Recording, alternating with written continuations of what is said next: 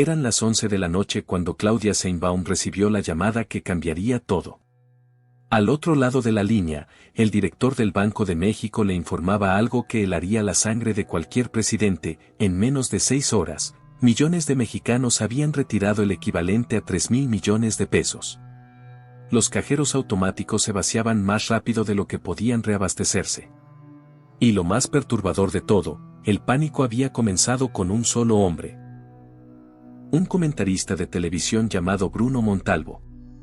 Pero lo que Claudia descubriría esa misma noche revelaría una conspiración que nadie imaginaba. Todo comenzó a las 4 de la tarde, cuando Bruno Montalvo apareció en su programa vespertino con una expresión que sus televidentes jamás habían visto. Sudaba. Tartamudeaba.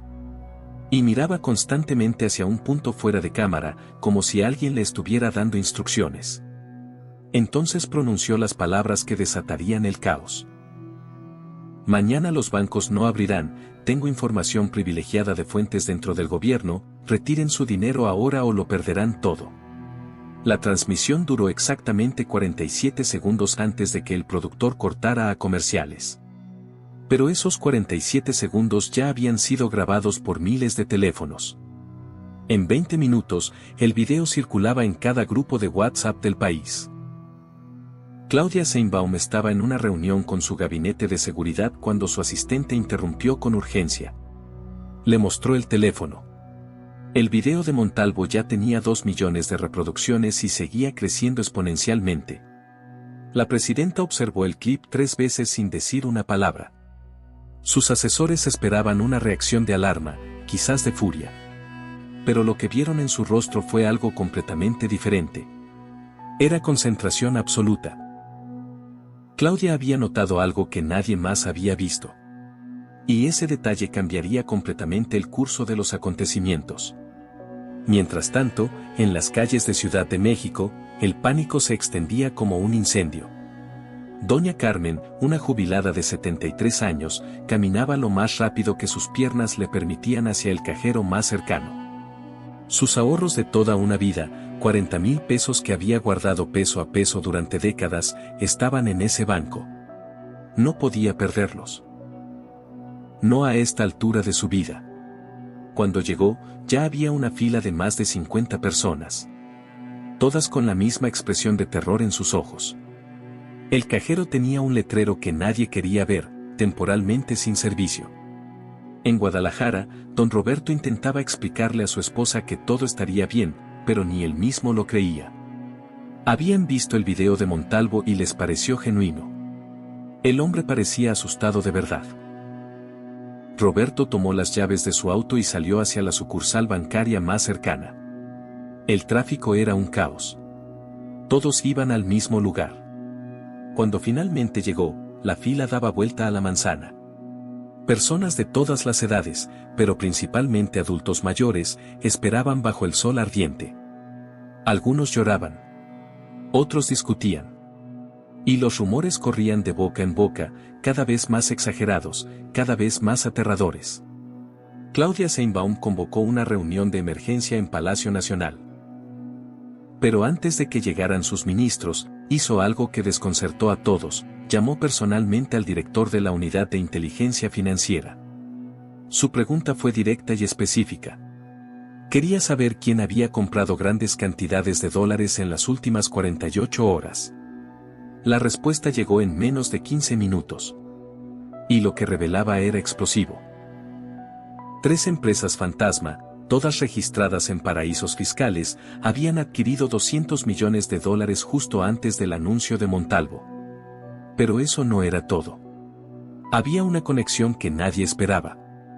Bruno Montalvo llevaba 23 años en televisión. Era conocido por su estilo confrontacional y sus supuestas filtraciones exclusivas.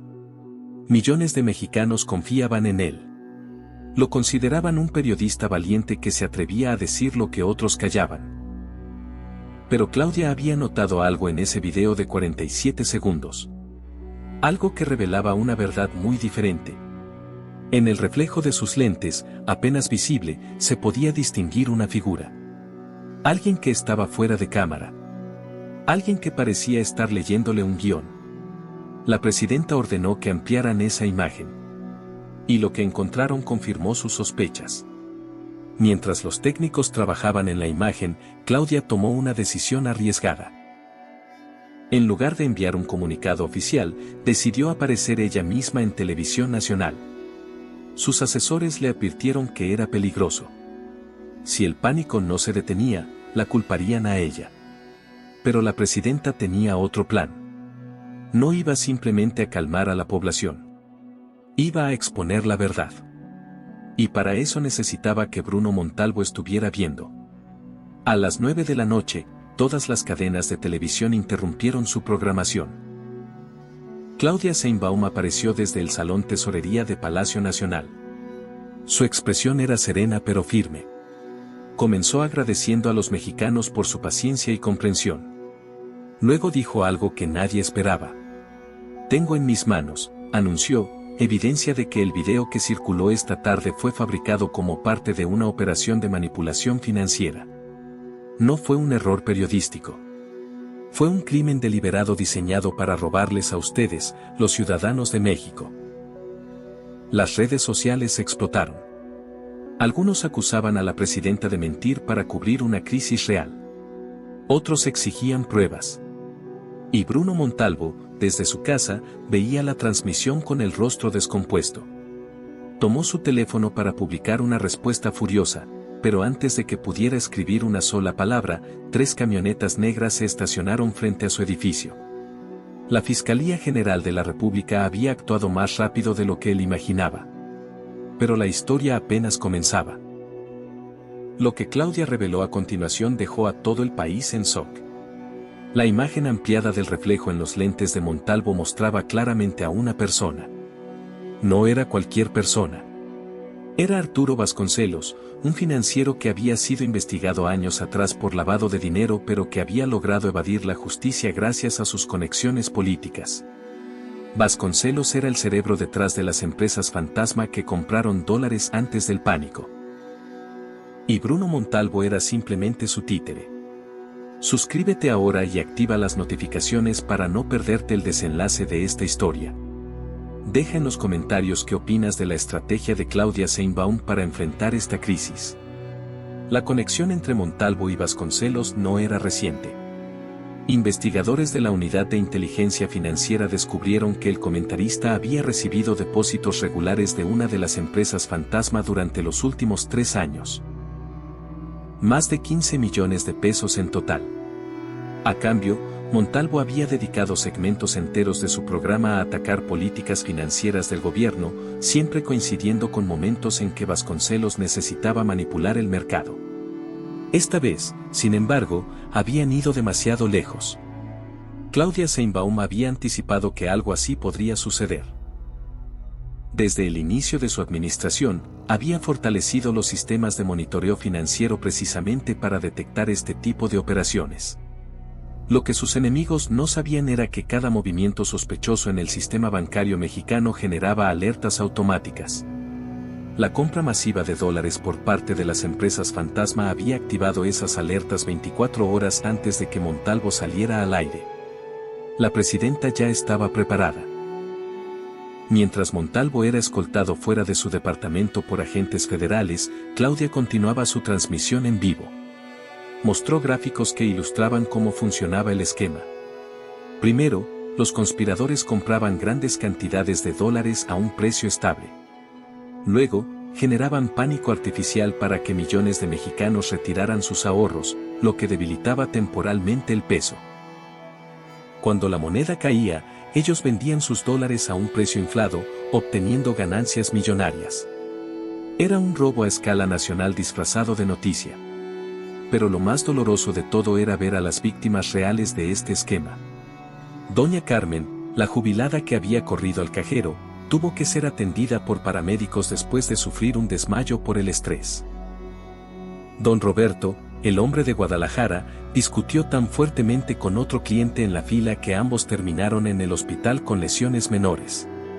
Y en Monterrey, una mujer de 80 años cayó en las escaleras de su banco mientras intentaba llegar antes de que cerraran. Estas eran las consecuencias humanas de la codicia de unos pocos. Claudia dedicó una parte de su discurso a estas víctimas. Su voz, normalmente controlada, mostró una emoción genuina cuando habló de los adultos mayores que habían sido manipulados. Estos criminales, dijo, jugaron con el miedo de nuestros abuelos, de nuestros padres, de personas que trabajaron toda su vida para tener un poco de seguridad económica. Eso no lo vamos a permitir. Y no lo vamos a olvidar. Arturo Vasconcelos intentó huir esa misma noche. Tenía un avión privado esperándolo en un aeródromo cerca de Toluca. Pero la Guardia Nacional ya había sido alertada. Cuando su convoy llegó a las puertas del hangar, encontró un retén que no esperaba. Vasconcelos fue detenido con 3 maletas que contenían documentos comprometedores y casi $500,000 en efectivo. Su expresión cuando los agentes lo esposaron sería captada por las cámaras y se convertiría en una de las imágenes más compartidas de la semana. Lo que siguió fue una cadena de arrestos que sacudió al país. Resultó que Vasconcelos no operaba solo. Tenía conexiones con otros financieros, algunos políticos de administraciones anteriores, e incluso funcionarios de bajo nivel que le habían vendido información privilegiada. La red era más extensa de lo que nadie imaginaba. Y cada arresto revelaba nuevos nombres, nuevas conexiones, nuevos crímenes. Pero la batalla no estaba ganada todavía. En las calles, el pánico seguía presente. Aunque Claudia había expuesto la conspiración, muchas personas no habían visto la transmisión. Los rumores seguían circulando. Y algunas sucursales bancarias reportaban situaciones cada vez más tensas. La presidenta necesitaba una segunda estrategia. Una que llegara directamente a quienes más habían sido afectados. A las 6 de la mañana del día siguiente, algo sin precedentes ocurrió en la historia de México. Claudia Sheinbaum apareció personalmente en una sucursal bancaria en el corazón de Iztapalapa, una de las zonas más populares de la Ciudad de México. No llegó con un séquito de funcionarios ni con discursos preparados. Llegó sola, con un café en la mano, y se formó en la fila como cualquier ciudadano. Las personas a su alrededor tardaron varios minutos en reconocerla. Cuando lo hicieron, el silencio fue absoluto. «Vengo a retirar dinero yo también», dijo con una sonrisa tranquila. «Si los bancos estuvieran en problemas, yo sería la primera en saberlo. Y les aseguro que su dinero está seguro». Una mujer mayor, con lágrimas en los ojos, se acercó a ella. Le preguntó si era verdad que todo había sido una mentira. Claudia la tomó de las manos y le explicó, con paciencia y claridad, exactamente lo que había sucedido. Las cámaras de los teléfonos capturaron ese momento. En menos de una hora, el video tenía más visualizaciones que el original de Montalvo. El efecto fue inmediato. Las filas comenzaron a dispersarse. No porque la gente ya no necesitara su dinero, sino porque habían recuperado la calma. Ver a la presidenta de la República formada como una ciudadana más, explicando personalmente la situación, transmitía un mensaje más poderoso que cualquier comunicado oficial. Claudia lo sabía. Y por eso lo había hecho. Mientras tanto, Bruno Montalvo enfrentaba su primera audiencia judicial. Su abogado intentó argumentar que había sido víctima de manipulación, que Vasconcelos lo había engañado. Pero los registros bancarios contaban una historia diferente. Montalvo había sido un participante activo y consciente del esquema. Los 15 millones de pesos que había recibido no eran un error. Eran el precio de su complicidad. El juez dictó prisión preventiva por los delitos de manipulación de mercados, fraude y conspiración. Lo que nadie anticipaba era la reacción de los propios colegas de Montalvo. Otros periodistas, indignados por cómo había manchado la profesión, comenzaron a investigar por su cuenta. Descubrieron que no era la primera vez que Montalvo vendía su credibilidad. Había otros casos, otras ocasiones en que sus exclusivas habían beneficiado a intereses oscuros.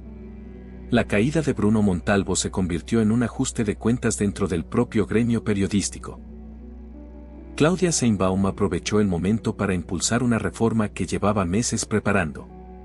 Propuso nuevas regulaciones para prevenir la manipulación mediática de los mercados financieros. La iniciativa incluía sanciones más severas para quienes difundieran información falsa con fines de lucro y mecanismos más rápidos para responder a crisis de desinformación. El Congreso, presionado por la opinión pública, aprobó la reforma en tiempo récord. Si esta historia te está mostrando el poder del liderazgo en tiempos de crisis, suscríbete ahora y comparte este video. Escribe en los comentarios si crees que más países deberían tener líderes que actúen con esta determinación. Una semana después de la crisis, los datos económicos confirmaron lo que Claudia había logrado. El peso mexicano no solo se había recuperado, sino que había ganado terreno frente al dólar. Los inversionistas internacionales elogiaban la respuesta rápida y transparente del gobierno. Y las encuestas mostraban un aumento significativo en la confianza ciudadana hacia las instituciones financieras. Lo que pudo haber sido un desastre económico se había convertido en una demostración de fortaleza institucional. Arturo Vasconcelos, desde su celda, intentó negociar. Ofreció entregar información sobre otros esquemas de corrupción a cambio de una reducción de su sentencia. Las autoridades aceptaron escucharlo. Lo que reveló en esos interrogatorios abrió investigaciones en 3 países diferentes y llevó a la congelación de activos por más de $500 millones en cuentas offshore. Vasconcelos, el hombre que había intentado desestabilizar la economía mexicana, terminó siendo la clave para desmantelar una red internacional de lavado de dinero. Pero la historia más conmovedora surgió de las propias víctimas. Doña Carmen, la jubilada que había sufrido el desmayo, recibió una visita inesperada 2 semanas después de la crisis. Claudia Sheinbaum llegó a su pequeño departamento en la colonia Doctores con un ramo de flores y una promesa. Le aseguró personalmente que el gobierno estaba trabajando en programas para proteger mejor los ahorros de los adultos mayores. Le explicó las nuevas medidas que se implementarían. Y antes de irse, le dejó su número de oficina por si alguna vez necesitaba ayuda. Don Roberto, el hombre de Guadalajara que había terminado en el hospital, recibió una llamada diferente. Era un reportero que quería contar su historia. Al principio dudó, pero finalmente aceptó. Su testimonio se convirtió en un documental que mostró el lado humano de la crisis. Miles de personas se identificaron con su experiencia. Y el documental sirvió para educar al público sobre cómo reconocer y resistir la desinformación financiera. Bruno Montalvo, mientras esperaba su juicio, dio una entrevista desde prisión. Intentó presentarse como un mártir de la libertad de expresión. Pero sus propias palabras lo traicionaron. Cuando el entrevistador le preguntó directamente si había recibido dinero de Vasconcelos, Montalvo titubeó, sudó y finalmente guardó silencio. Ese silencio fue más elocuente que cualquier confesión. La entrevista se convirtió en evidencia adicional para los fiscales. Lo que Claudia Sheinbaum había logrado trascendía la simple resolución de una crisis. Había demostrado que un gobierno podía ser más rápido, más inteligente y más transparente que quienes intentaban manipularlo. Había probado que la verdad, cuando se comunica con claridad y valentía, puede derrotar al miedo. Y había enviado un mensaje claro a cualquiera que considerara repetir algo similar: en este México, los criminales financieros no encontrarán impunidad. Los meses siguientes trajeron más revelaciones.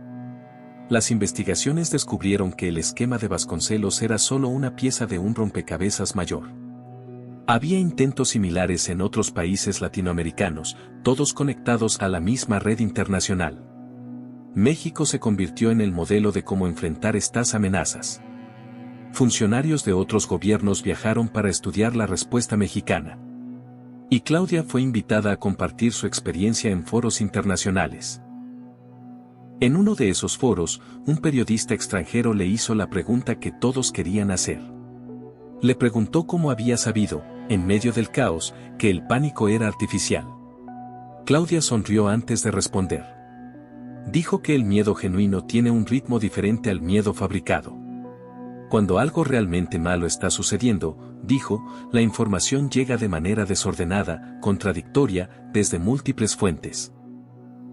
Pero cuando alguien fabrica una crisis, todo es demasiado perfecto, demasiado coordinado, demasiado conveniente. Montalvo cometió el error de ser demasiado preciso. Esa observación reveló algo fundamental sobre el liderazgo de Claudia Sheinbaum. No era solo una política con instintos. Era una científica con método. Aplicaba el mismo rigor analítico que había usado en su carrera académica a los desafíos de gobernar un país. Y esa combinación de intuición y análisis había sido la clave para detectar el fraude antes de que causara daños irreparables. La historia de la crisis bancaria se convirtió en material de estudio en universidades de todo el mundo. Profesores de comunicación la usaban para enseñar sobre desinformación. Economistas la analizaban para entender la psicología del pánico financiero. Y politólogos la citaban como ejemplo de respuesta gubernamental efectiva. Lo que había comenzado como un intento de robo se transformó en una lección global. Arturo Vasconcelos fue sentenciado a 40 años de prisión. Bruno Montalvo recibió 25. Ninguno de los dos volvería a disfrutar de su libertad. Y los cómplices menores, aquellos que habían facilitado el esquema desde posiciones de menor poder, enfrentaron sus propias consecuencias. El mensaje era claro: la justicia mexicana no distinguía entre grandes y pequeños criminales. Pero quizás el legado más importante fue el cambio en la conciencia ciudadana. Los mexicanos aprendieron a cuestionar la información que recibían, especialmente cuando apelaba al miedo. Aprendieron a verificar antes de actuar. Y aprendieron que su gobierno estaba preparado para protegerlos, no solo de amenazas físicas, sino también de amenazas a su estabilidad económica y emocional. Doña Carmen, la jubilada que había sido una de las primeras víctimas del pánico, se convirtió en una inesperada activista. Comenzó a dar charlas en centros comunitarios para adultos mayores, enseñándoles a identificar noticias falsas. Usaba su propia experiencia como ejemplo. Decía que casi perdió la salud por creer en un mentiroso, y que no quería que otros cometieran el mismo error. Su mensaje resonaba porque venía de alguien que había vivido la crisis en carne propia. La última imagen pública de esta saga ocurrió 6 meses después, cuando Claudia Sheinbaum inauguró un nuevo centro de monitoreo financiero. El edificio, ubicado en el corazón de la Ciudad de México, albergaba la tecnología más avanzada para detectar manipulaciones de mercado en tiempo real. En su discurso inaugural, la presidenta no mencionó a Vasconcelos ni a Montalvo por nombre. En cambio, habló del futuro. Habló de un México donde los ahorros de cada ciudadano estarían protegidos por la vigilancia constante del Estado. Habló de transparencia, de tecnología, de justicia. Y habló de la responsabilidad que todos compartían para mantener la confianza en las instituciones. Cuando terminó su discurso, una reportera le preguntó si temía que algo similar volviera a ocurrir. Claudia la miró directamente a los ojos antes de responder. Siempre habrá quienes intenten aprovecharse del miedo, dijo. Pero ahora saben lo que les espera. Saben que no estamos solos, que estamos preparados, y que vamos a responder. Esa es la diferencia entre un gobierno que reacciona y un gobierno que anticipa. Y nosotros elegimos anticipar. Las palabras de Claudia Sheinbaum quedaron grabadas en la memoria colectiva del país. No como una promesa vacía, sino como un compromiso demostrado con acciones. La crisis del pánico bancario se convirtió en el momento que definió su liderazgo en el imaginario popular. El momento en que una conspiración diseñada para desestabilizar a México se transformó en la prueba definitiva de que el país tenía una líder a la altura de cualquier desafío. Y así, lo que comenzó como una mentira transmitida en 47 segundos de televisión terminó con una verdad que resonaría por generaciones. La verdad de que México tenía instituciones fuertes. La verdad de que la corrupción podía ser derrotada. Y la verdad de que, cuando el miedo intentaba gobernar, había una presidenta dispuesta a recordarle al país que la calma, la inteligencia y la justicia siempre serían más poderosas que el pánico.